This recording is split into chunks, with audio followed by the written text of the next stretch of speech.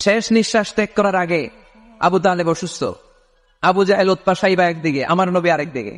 আমার প্রিয় নবী বললেন, চাচা, আজীবন আপনি ছাতার মতো আমাকে আশ্রয় দিয়েছেন, আজীবন আপনি বাবার মতো কোলে পিঠে করে মানুষ করেছেন, একবার শুধু আমার কানে কানে বলেন লা ইলাহা ইল্লাল্লাহ মুহাম্মাদুর, বাকিটা আমি আল্লাহর সাথে বুঝে নেব।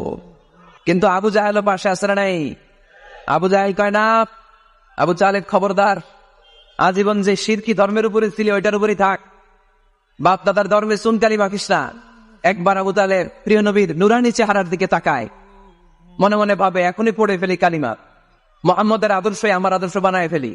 আবার যখন আবু জাহেল উতবা সাইবার দিকে তাকায়, মনে মনে ভাবে না, আগের ধর্ম ছাড়তে চাই না। এই দোটানা অবস্থা থেকে শেষ নিঃশ্বাস ত্যাগ করার আগে আবু তালেব এটা বলে মারা গিয়েছে, আলা মিল্লাতি আব্দুল মুত্তালিব, আমি আব্দুল মুত্তালিবের শিরকি ধর্মের উপর থেকে শেষ নিঃশ্বাস ত্যাগ করলাম।